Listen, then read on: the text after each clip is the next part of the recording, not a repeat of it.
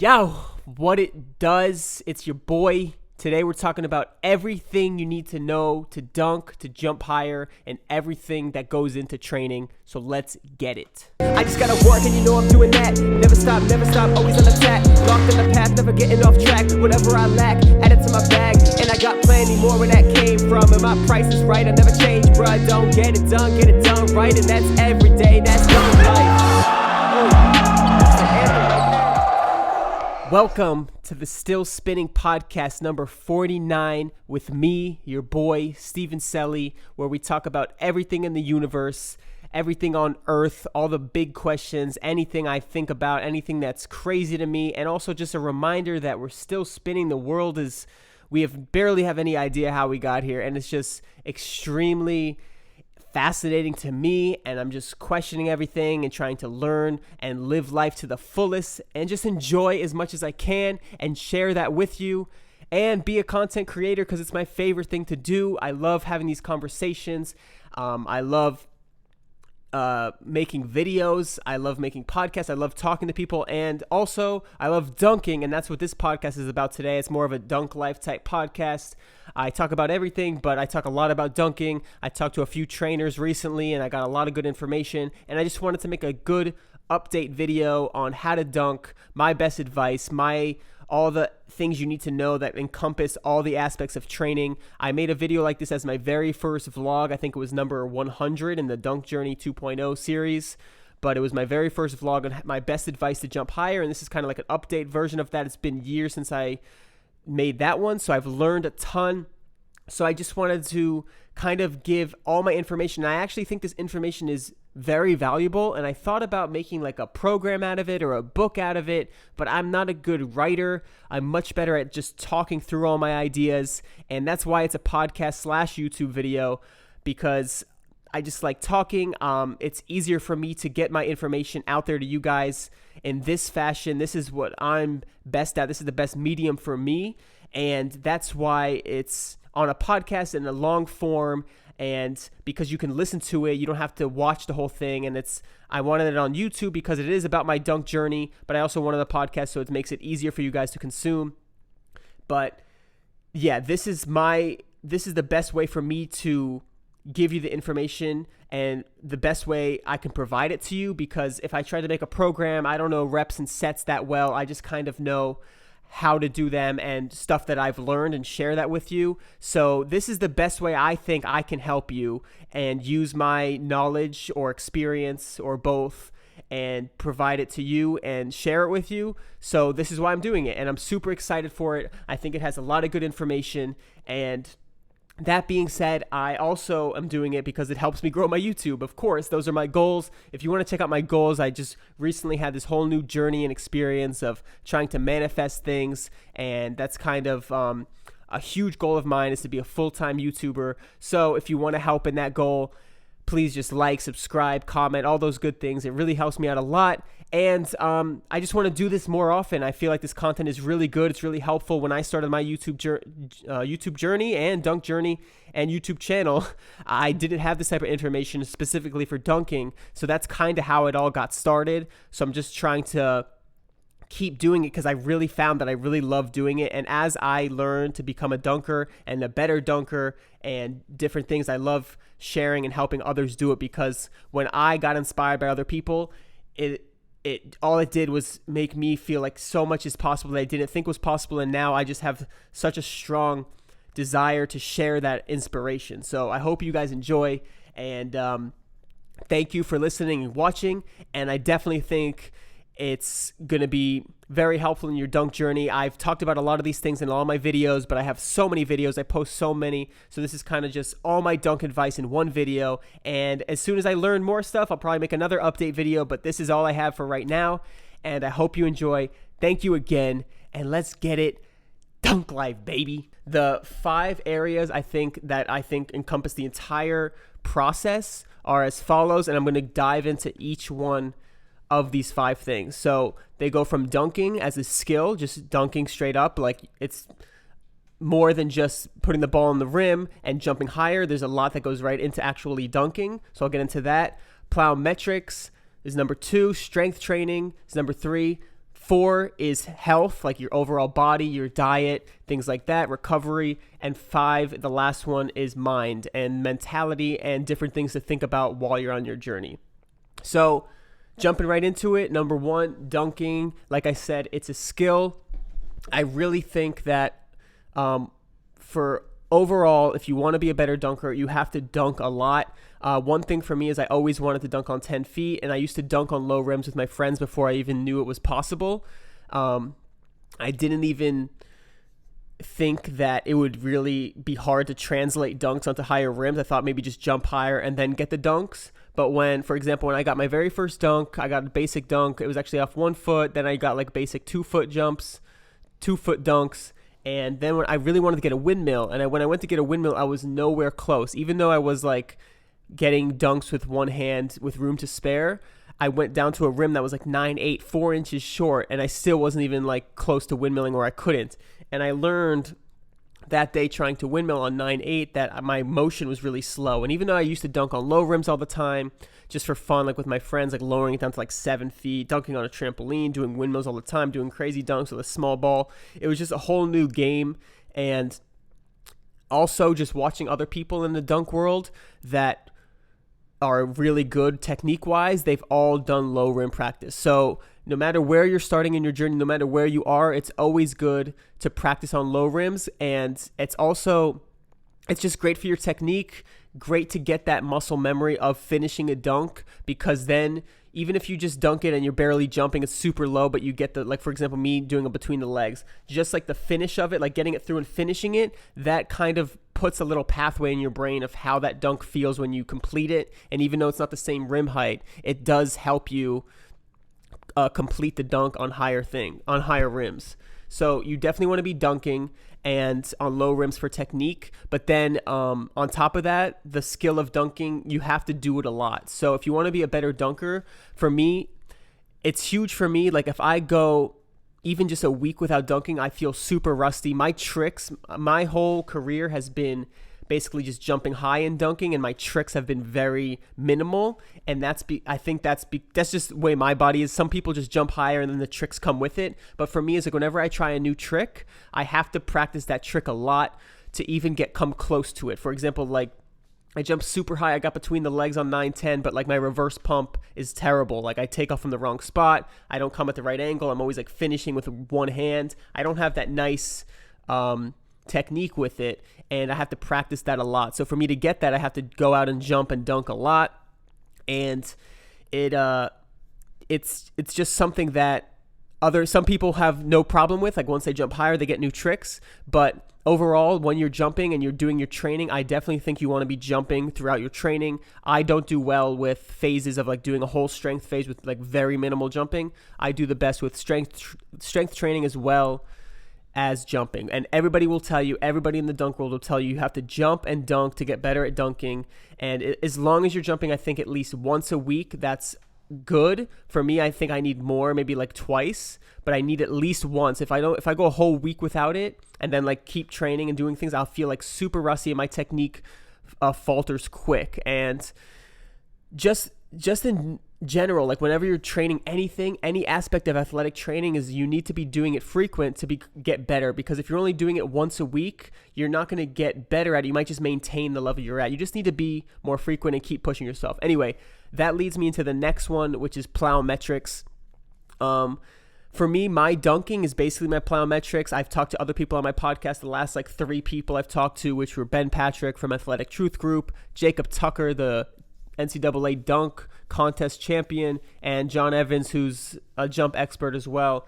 They all agree, as well as myself, that dunking itself, like when you have a full dunk session, jump session, even if you're just trying to touch something, that is probably the best plyometrics. And I definitely think there's benefits in plyometrics. For example, if you don't know what they are, just look them up. But most people, I'm sure, know what they are. They're just kind of explosive activities or exercises where you do like box jumps or depth jumps or sprinting or bounds. Those are all plyometrics. And I think those are very beneficial. And for me, I don't really do them anymore because I dunk so much, and a lot of my friends do the same thing. And a lot of people, like I said, they agree that the dunking is kind of the plyometric exercise because you're jumping a lot. And for me, the best way you can use dunking as a plyometric is try to jump off every plant. Try to jump off 1 foot, different angles, like come from different angles, and that way you're kind of hitting all the muscles that the plyometrics hit. Adding on to that, though, I do think plyometrics plays a role. I really like lateral movement plyometrics, or different things that you don't really get from a straight up jump. Like for me, for dunking, a lot of it's 2 foot, a lot of it's just basic dunks.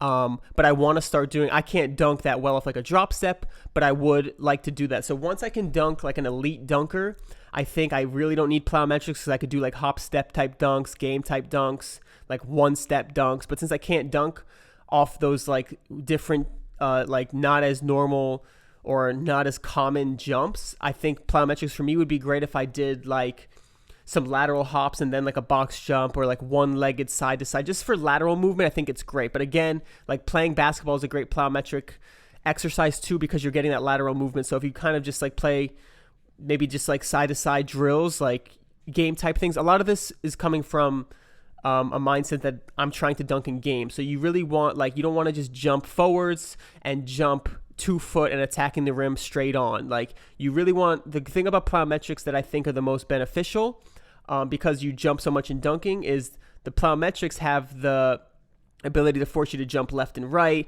backwards, and it also like take some impact from a depth jump. I really like depth jumps because you don't get those that much from dunking, which is like you step off a box and then you jump. So it's kind of adding a little weight to yourself and then jumping against that. So that helps your springiness. And then box jumps are good, I feel like, because it helps you have a goal in mind. So you could have like a certain height and then try to jump to it, and then you could kind of push yourself. But I think the main thing about the box jumps is kind of like that knee drive, but you could get that other ways. But yeah, they're just, I would focus on the plyometrics that aren't the same as just jumping, and also use dunking as your main plyometric, in my opinion. But jump a lot is the main key too, is like you really want to, I always tell people, which is from my very first vlog, my very best advice, or not my best advice, but my very first video on advice, is just jump a lot and set a tiny goal. And plyometrics and dunking, these both are the reason why you would do dunking and plyometrics, those type of explosive exercises. You need to push yourself to try to reach something that's just out of your reach. So I always tell people, like, put something where you could you just miss it by like half an inch and jump until you touch it, and or just do that every so often. Like try to reach something you just can't reach. Like for me, it was like trying to get an elbow hang on 9-9. Now it's just I'm not really trying to jump high. I'm trying to work on my technique, but I'm always trying to jump higher. So some sessions I'll just throw like a lob and just really try to go for something that I think is out there. But when I couldn't dunk, it was trying to touch a part of my hand on the rim. Every little half an inch counts. Every little fraction of an inch counts. Like if you get a quarter of an inch in 6 months, that's a lot if you're at a high level. So like if you're at like a 48-inch vertical in 2 years, that's a 50-inch vertical, and 2 inches is a lot. I'm telling you, 2 inches is a lot. Anybody will tell you, and that's kind of a small number, but that's how you have to think in terms of getting higher. You're not going to get an inch every month. You might have beginner gains, but just think of it in very tiny fractions, and they'll add up. Even if you get like a quarter of an inch every month, like you just were able to touch something quarter inch high, it seems like the tiniest amount that you reached, and it took you a month of jumping, which was like 3 times a week of sessions of like 50 jumps, and your body was just a lot. And you get a quarter of an inch once in a year, that's a whole inch. So every year is an inch. That's really big. Okay, so I'm going to move on now to strength training. And over the years, my opinion on this has changed a lot. I think my very first video was, I said that I don't really think you need strength training. I might have said that. I didn't even watch it in a while, but the reason I thought that is because I made so much success just jumping, and it's still up for debate. But the thing is, I've heard so many people that are above me and trainers explain how strength training works, and it just makes too much sense for me to not think you need it, especially when you're at a level sort of like mine. I mean, I'm not that elite, but like, I'm trying to get elite, but I don't jump that high. I'm at like 42 inches right now. So to get to that next level, it only makes sense that I'm kind of jumping my hardest, and I'm at like a potential at the level I'm at, and then like adding strength, I'm able to generate more force and jump higher. It just makes common sense or logical sense. So, also, just grabbing information from other people I've talked to, the strength training you want to do, in my opinion, I don't like phases. So I don't like strength training with no jumping, But I do think there's times when you need to do that. For example, if you have like injuries, like maybe knee pain, maybe you need to take off time from jumping so that way you can load the muscles that need strength and you're not doing the activity that hurts your body.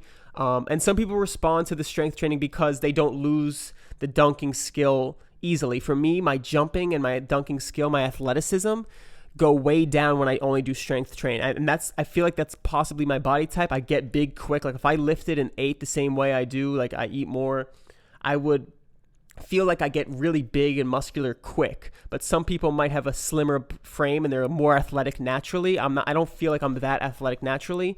So for them, their athleticism is very high. And then if they strength train and don't jump for a while, their athleticism goes down a little bit, but they're still very athletic. So they can handle that minimal jumping phase. But for me, I don't like phases. I like adding strength training and plyometrics within the same week and just doing them one after the other, like strength train one day, jump another day, maybe even do like some day where you do a light mixture of both.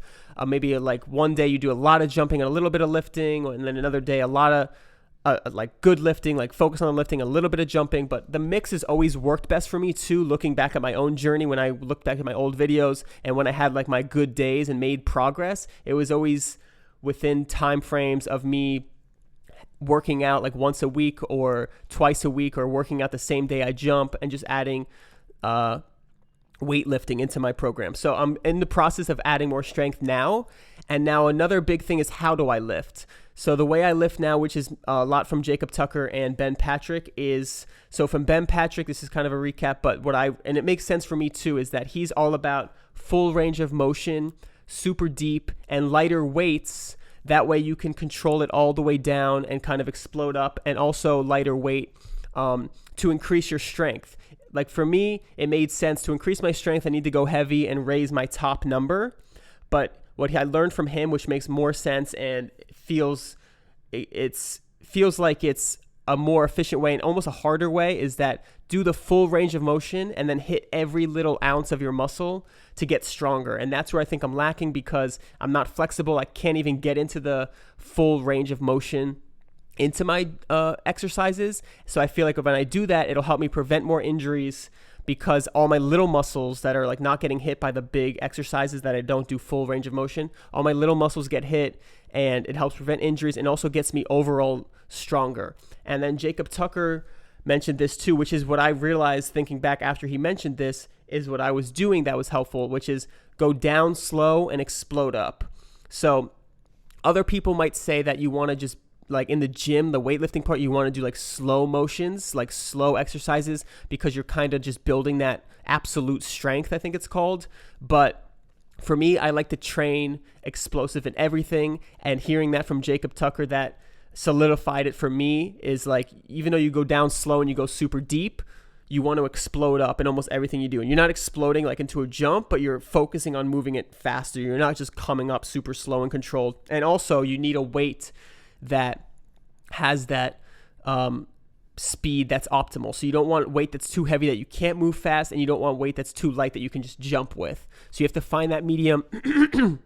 And that's where I don't really have the exact information of like how to find that for yourself, but it's more of a feeling, and that's why I just talk about it and kind of give the best advice I have for weightlifting would be do it full range of motion. And the actual exercises that I really like are squats and deadlifts. And then after that, I would do a lot of single leg stuff and core.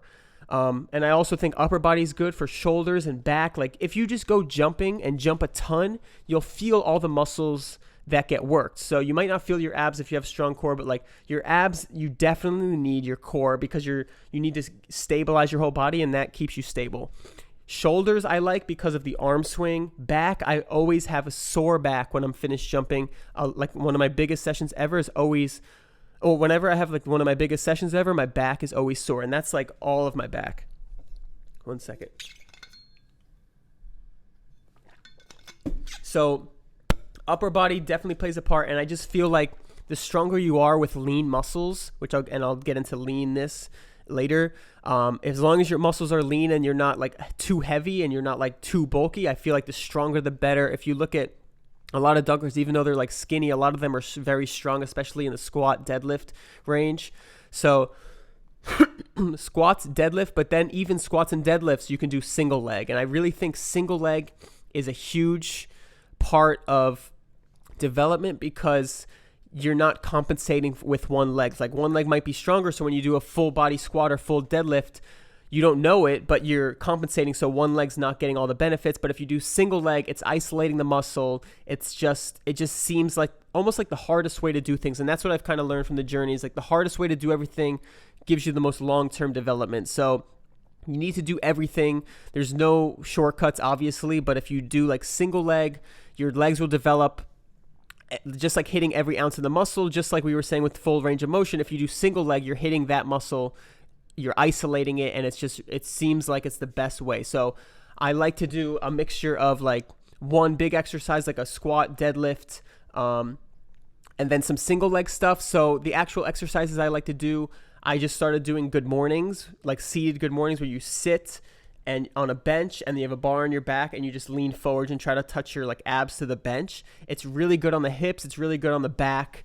And it's just something that's really pushing me to get my flexibility. So you need flexibility, you need full range of motion, you need single leg, and you need upper body and core. So just squats and deadlifts are so basic. You could do the hex bar deadlift, but just lift legs, lift your quads, your hamstrings, do full range of motion, work out your back, all the big muscles. Every muscle's needed. If you just hear all the things I just named, they're all the muscles. But I think a great workout would be a full depth squat, deadlift, and you don't even have to do the 2-foot one. You could just do the single leg, but you definitely need squats or some kind of deadlift motion. Those two are big. So either the main squat, the main deadlift, but make sure you're getting full range of motion. Or if you don't want to do the main squat or main deadlift, do the single leg squat, which is kind of like down to almost like a pistol, but you can do it to like a bench. And even though that's not full range of motion, you're doing it single leg. So do the squat, but like I would say I really like basic squats all the way down, because you hit your hips, you get super deep. It's good for your knees when you like go to the full range of motion. It's good for your back. It's just good for everything.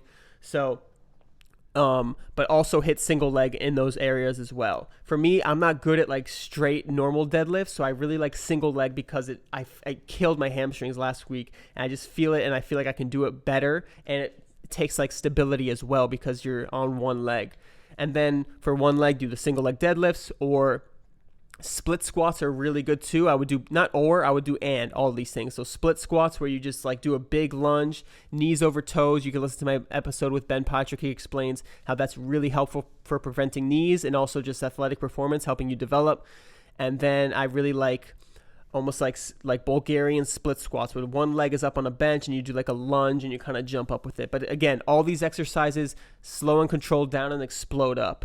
And then core and all those things. And that's my strength training. But overall, you're trying to get stronger, but you're also trying to get the full range of motion while getting stronger.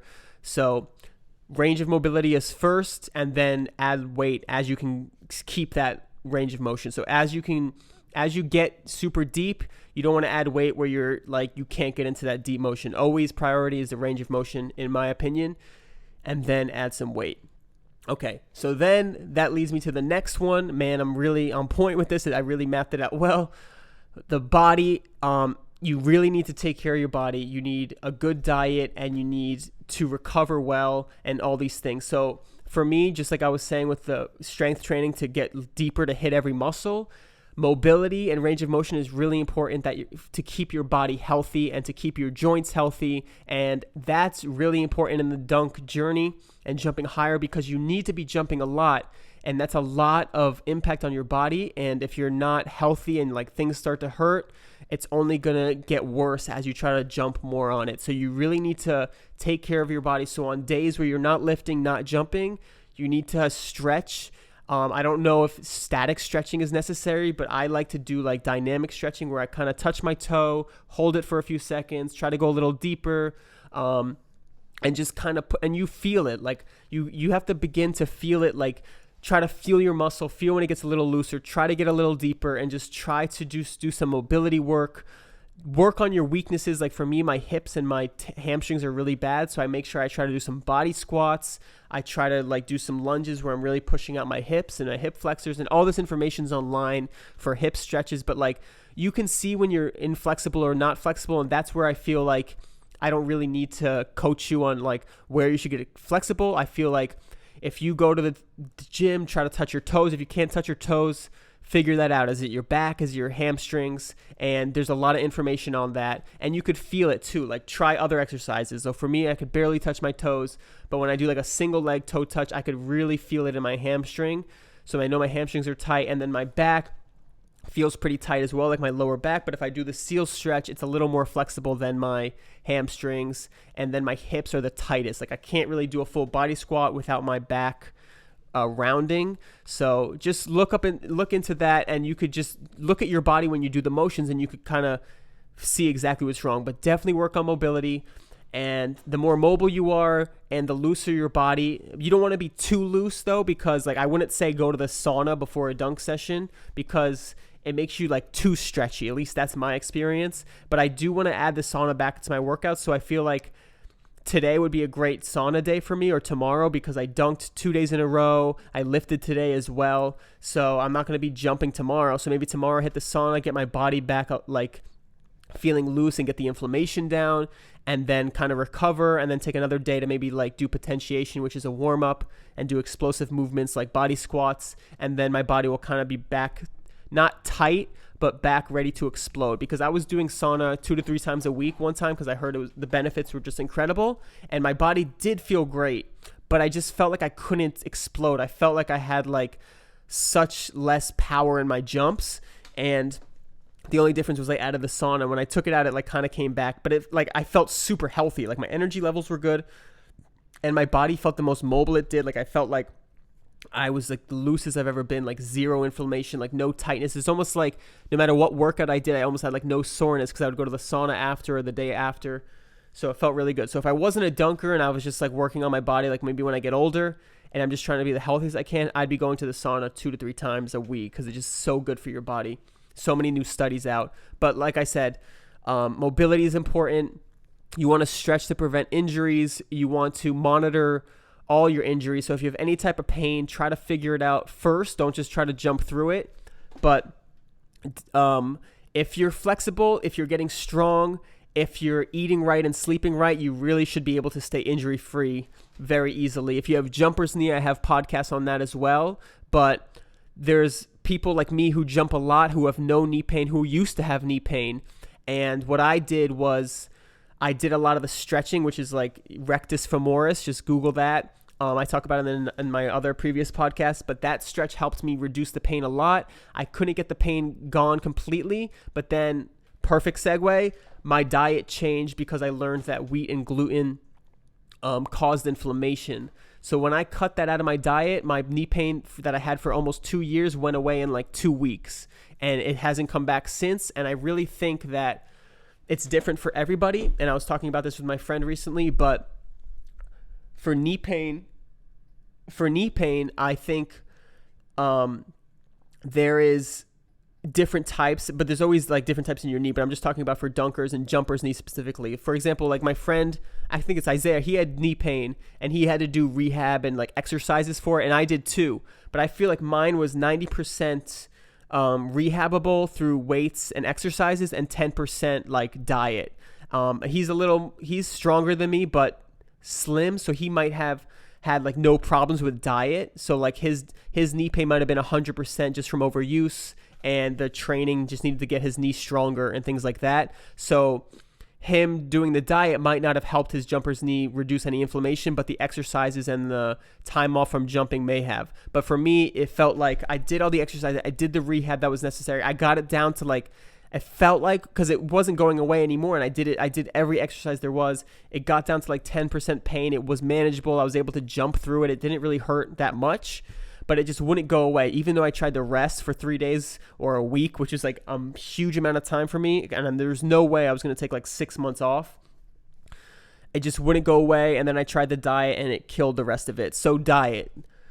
I don't eat wheat and gluten because of that reason. It feels like it's inflammation. And now that I don't eat it, I've had it not once or twice, but once in a while here and there. And whenever I eat it, it feels so much heavier in my body. And I immediately feel like weighed down by it.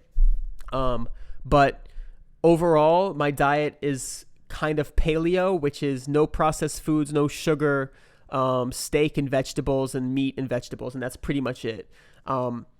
Now, to give examples, I kind of eat the same thing all the time, which just makes it easy for me to stay healthy. And also, I'm on like a budget, so I don't have like all access to all the foods always. But like, I do fasting, so I don't really eat in the mornings until like 12 or 1, and I stop eating at night at like 11, 12. So it's about 12 to 14 hours usually. And I do that because it's really good for your gut lining, your gut in your stomach. And there's a lot of problems that occur if you have an unhealthy gut. It leads to so many different problems. So to keep a healthy gut, I fast, and I also don't eat those processed foods. That's another reason why. That's why the processed foods and like the gluten and stuff could cause inflammation, because it like causes your gut to be unhealthy, and then things leak out, and like I don't know the science behind it, but that it's just an unhealthy gut when you eat wheat or gluten or processed stuff. So I do it for health, and also because I'm kind of exactly in the routine of exactly how much fuel I need. So in the mornings before a session, like for example, if I had a session this morning at like 12, I might eat something when I first wake up at 9 or 10, just because I know I'll have like maybe some caffeine, like some coffee right before my session. So I'll have like an avocado when I wake up because it's very fatty, and it kind of almost like coats my stomach and helps me absorb that caffeine better, so it's not just going nowhere. Because if I have like too much caffeine, I get like lightheaded, but like if you have something in your stomach, it helps a little bit. But other than that, almost every day I fast, and my diet goes as follows. For lunch, I usually have like just a protein bar and a sweet potato. So I usually have protein, healthy carbs that are no pastas, no breads. I have quinoa and sweet potatoes, mainly my source of carbs. So I try to get healthy carbs, protein, and then some source of vegetables, and that's basically my whole diet. So I'll have like sweet potatoes and protein bar for lunch, and then later I'll have like chicken with quinoa as like a big dinner, and then maybe either a vegetable drink or like a serving of vegetables, like broccoli or some kind of green, like some kind of leafy green. I really try to get in my diet every day. And sometimes I have a vegetable drink that's like spinach, kale, ginger root, and turmeric, and in like a smoothie. And I don't really care how it tastes, but to me it tastes healthy, so I like it, even though it doesn't taste that great. But that's just like a super good super drink that has so much things, and the ginger is really good for inflammation. But the point is, I get the protein, healthy carbs, and then vegetables to get all the nutrients. And then sometimes I have like blueberries, just different antioxidants. I don't have that much fruit, but I don't think fruit's that bad for you. I think fruit's okay.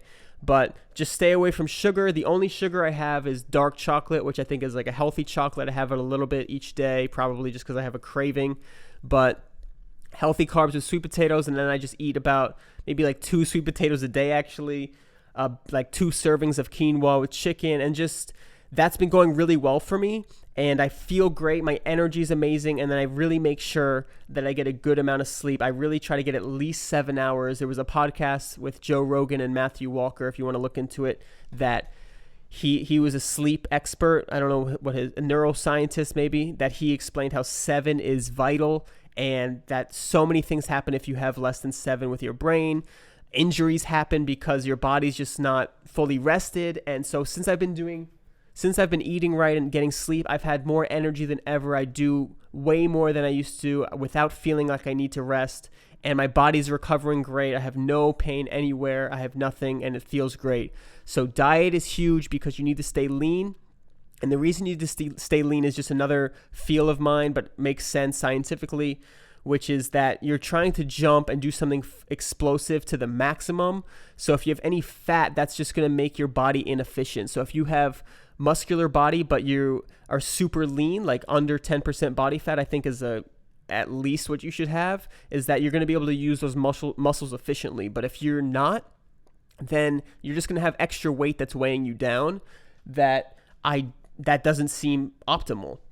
And so just stay lean, eat right. And then not only does eating right give you energy, but it keeps you healthy. Like if you're putting garbage in your body and then trying to jump on that garbage, you might have the energy to jump, but then your muscles don't have nutrients to recover properly. And all these things are really important so you can keep that consistency going, just like in the other areas of the dunk journey. You need to be able to be consistent, and to be that, you need to do all this. This is why it's dunk life, and you need to do all these different things.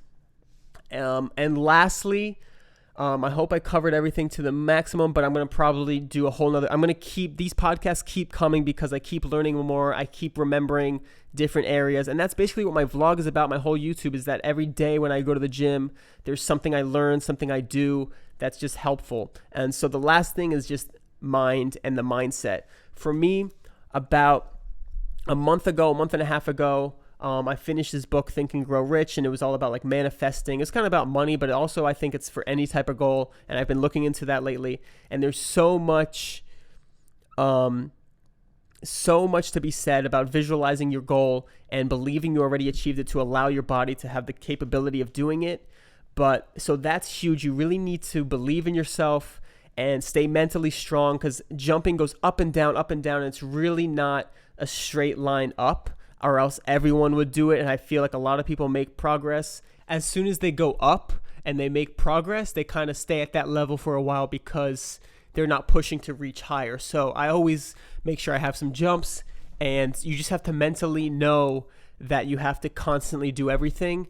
And also just with the mental aspect, be aware of every one of your weaknesses or strengths, and also just constantly try to work on every little thing. Like for me right now, I'll try to use myself as an example, is my dribble dunks are really weak and my footwork's not great on them. So I know when I go for a full approach, sometimes I have good jumps, sometimes I have bad jumps. When I go for a lob, every jump is really good. And I'm trying to fix that. And the way I do that is kind of go all the way down back to the very, very basics and very bottom basis of a jump, which is just the plant. So basically I'll take like one step into my jump, and that's it. So that way it really eliminates all the movement of the full approach, all the things that could break down on the full approach, and just really hammer home the last 2 steps, and then maybe add one more step and just do 2 steps and a takeoff. Things like that to really work on every little detail of your plant. But the mentality that goes into jumping is, one huge thing is really trying to learn about your body and constantly be conscious of how you're feeling, how you're doing, how your central nervous system is feeling. Because for me early on, another thing I did was overtrain a lot because I was jumping every single day, and I felt like if I could jump, I could, but it was kind of holding me back because there were some days where my body was just really worn down, even though I had energy. But there are days when you feel tired, but you have a lot more in the tank, and you could push through and make progress in the area of like load capacity, which is like how much jumping you can handle or how much like workload you can handle. So you have to find that balance, and that's another thing, which is why I just feel like I talk about how it feels, and I don't really have the science behind it. But for me, it's like you have to test things out, you have to try, push yourself, always push yourself as a priority, but try to take into account if you have a day that you push yourself and you feel terrible, or a few days that feel terrible in a row, try to figure out why they feel terrible, and always think about what you could be doing better in every little detail, from every aspect, from focus to how you're physically feeling to everything. And there's just so many different parts that are mental. Don't have pride in thinking you're the best at something, or you don't need to do that workout because you could fight through it, or that doesn't apply to you, or you'll get there some way, or like you don't want to listen to somebody because you don't think they know what they're talking about. Just try to be aware of every little fault there could be. Take advice from everybody, even if you think they don't know what they're talking about, they might just have some information. And even if you take away from them, like someone that doesn't know what they're talking about, maybe they see something and that's why they haven't had success. For example, if they say, well, you need to do this, and you don't see them jumping or whatever, maybe that's because maybe you learn from them what not to do. But always take everything, trying to learn something from everything. Keep learning about yourself, keep learning about every little detail from jumping, from health to your body to new exercises. There's new information out there like all the time. There's all these different studies and different trainers, and I don't think that any trainer is necessarily wrong. There's just so many different aspects and different methods that work for different people, that it's very hard for somebody to have the answer for everybody. So that's kind of why I'm doing this method as well, of me making a video / podcast and not making a program, because I've talked to so many people, hundreds and hundreds, probably close to 1,000 different people over the time of my YouTube. Like it's been like 7 years, and Instagram, of like helping people out. And I see all different problems with people, from technique to all that. And technique is another section I didn't really touch on, but that's kind of the dunking skill.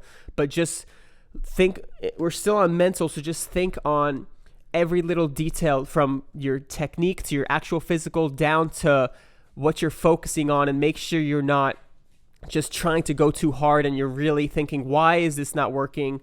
What could I be doing better? And always try to improve in every way, even if it's just a positive attitude. Like, okay, today went really bad.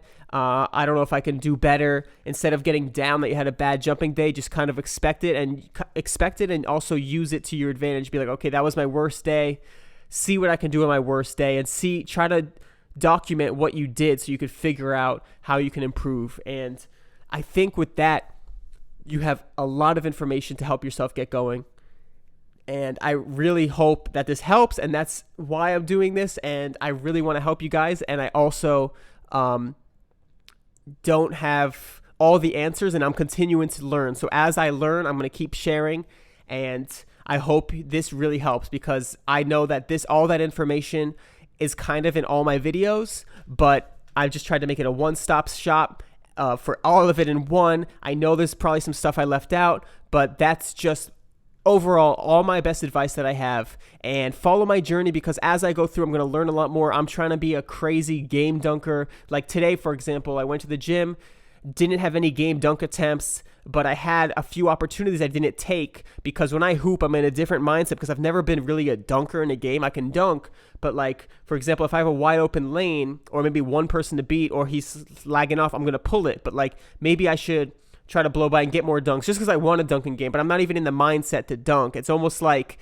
I don't have jumping ability, so it's like, why am I going to go attack the lane when I have an open shot? But if the lane's open as well, whatever, you get what I'm saying? Or just like when I was in transition, I came from a different angle and I jumped off the wrong plane just because it was just like I thought too much about it. I didn't really take off. But if I had practiced that angle more and got super comfortable, like talking with Jacob Tucker, all he did was practice game type jumps. So once I do that, I feel like in any type of game situation, I'll be ready to take off. And I wasn't. And I actually blew a layup and it was terrible. And it wasn't too bad, but I just like overthought it. And it was early in the game, so I wasn't super warm. But like, those are just things that I learn as I do it. And so I think that's the most valuable thing, is just go do it. Go try it out. See what you're doing wrong. Constantly think about it. That's the mental side, is constantly be aware of every detail. Document is really great, but I just hammering home the mental aspect, because that's helped me so much. Is not just like go blind and go jump and go do things and like pound away. You really have to try to think of every little detail, so that way you can constantly make progress, because you have to be super diligent and super consistent. And it's hard to be consistent at such a high level if you're not taking care of all the little details underneath or behind the scenes of what's going on with your body. So that's pretty much it. Hope you guys enjoyed. If you can help me out, just share it, like it, comment, anything. I respond to everything. And if you want to help me out even more, I have a Patreon, which you could be a patron for $1 a month. That's awesome. That helps me out. And you could learn about my dreams and my goals and how I got here and all these things from other podcasts, all my other videos. I have like so many videos on my YouTube, and my podcasts have my specific goals too.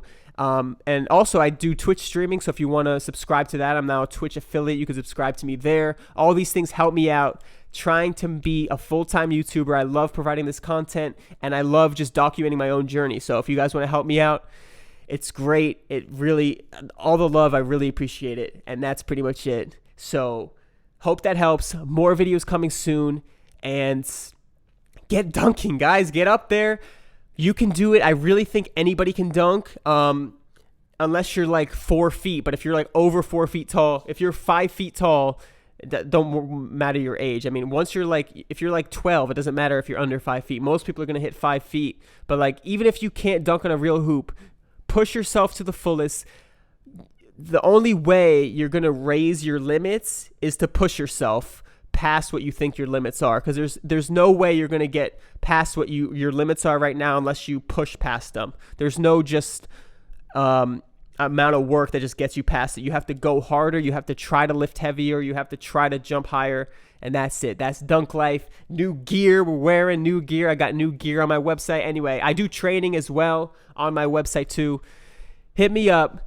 Stay after it. Stay consistent. Go hard. If you want it bad enough, you can do it. Let's go, Dunk Life. Thank you for watching and listening. I'll see you boys soon. Toodaloo. Oh, that's the anthem right there. Tried to make an intro, ended up making an anthem.